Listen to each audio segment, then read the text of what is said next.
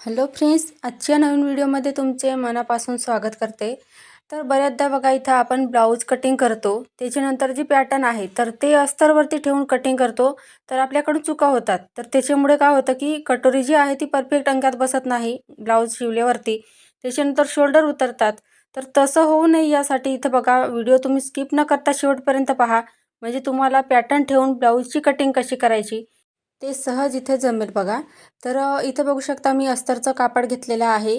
Matching blouse असेल त्याचं matching इथं अस्तर घ्यायचं आहे. तर इथं बघू शकता अस्तर आहे तर अशा पद्धतीने ठेवलेलं आहे. म्हणजे बंद बाजू आहे ती माझ्या साईडने आहे आणि ओपन बाजू आहे ती अस्तरची त्या साईडला आहे. आता बंद बाजूकडून इथे बघू शकता आपल्याला जो पाठीमागचा पार्ट आहे तर तो इथे ठेवायचा आहे. जसं मी इथे तुम्हाला दाखवत आहे सेम त्याच पद्धतीने. तर इथे बघा पाठीमागचा जो गळा आहे तर तो पार्ट आपला इथं जॉईंट असतो.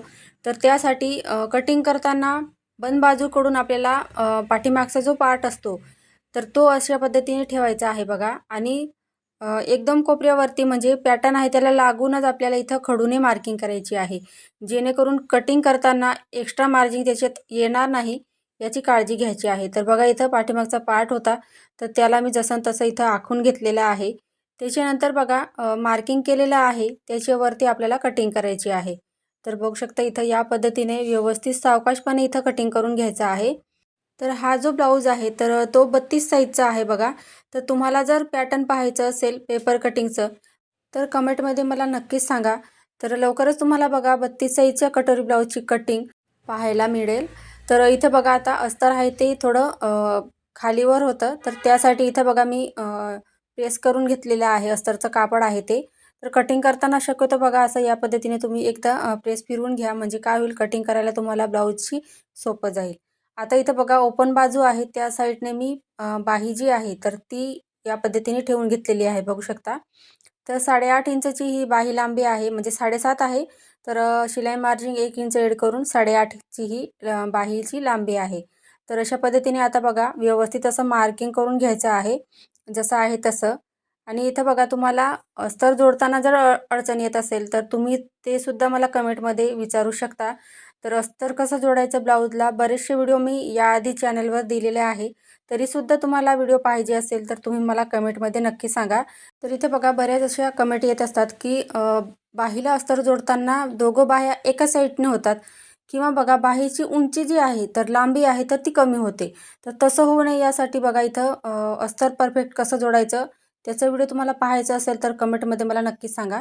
आता इथं बघा आपल्याला क्रॉसपट्टीची मार्किंग करायची आहे. तर इथं क्रॉसपट्टी आपली जेवढी असेल तेवढी आपल्याला इथं व्यवस्थित ठेवून घ्यायची आहे आणि व्यवस्थित मार्किंग करायची आहे बघा. त्याला लागूनच एक्स्ट्राची मार्जिन घेतली तर शक्यतो जास्तीचं मार्जिन इथं राहतं. तर त्यासाठी आपल्याला इथं व्यवस्थित असं मार्किंग करून घ्यायचं आहे आणि कटिंग करायचं आहे.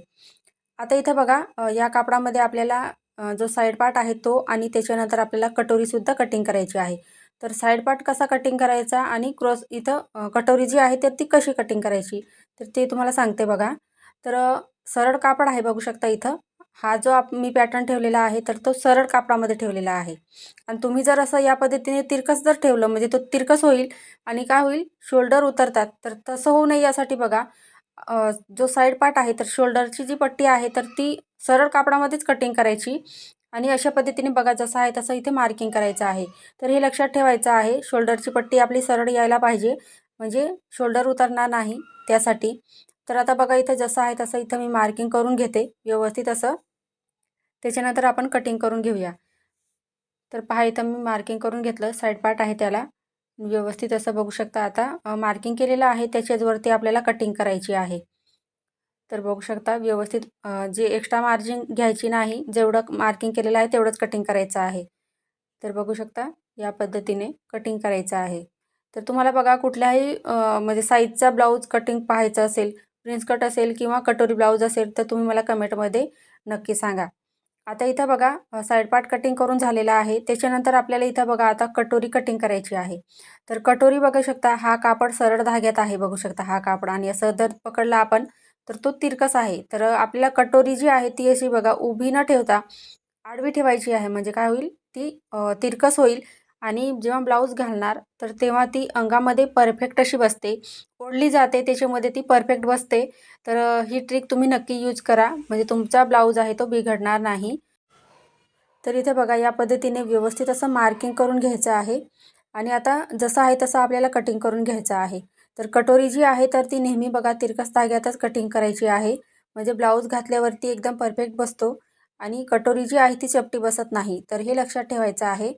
आता मार्किंग केलेलं आहे त्याच्यावरती मी इथं कटिंग करून घेते. आता इथे बघू शकता या ब्लाऊज पीसला इथं डिझाईन दिलेली आहे वरच्या साईडने. तर तुम्हाला दिसतच असेल. तर आपल्याला आता पार्ट आहे ते कसे कटिंग करायचे आहे, म्हणजे ब्लाऊज आहे अस्तरचं पार्ट आपण ठेवून कसं कटिंग करायचं ते पाहणार आहोत. आणि इथे बघू शकता वरच्या साईडने ती डिझाईन दिलेली आहे.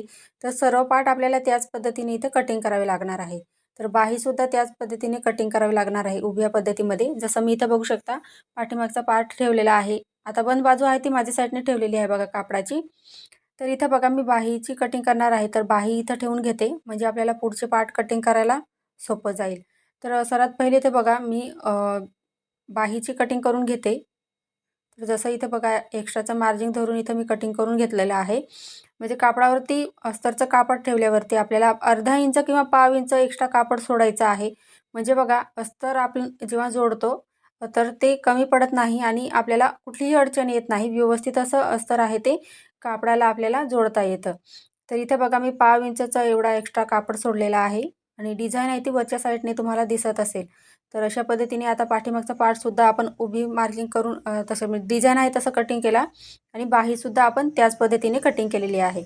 आता शोल्डर आणि आपण पाठीमागचा पार्ट जो जोडला साईड पार्ट, तर त्याची डिझाईनसुद्धा समोरासमोर व्यवस्थित यायला पाहिजे. तर त्यासाठी सुद्धा बघा इथं जो आपला इथं साईड पार्ट आहे तर तो सुद्धा मी उभ्या पद्धतीमध्ये ठेवलेला आहे.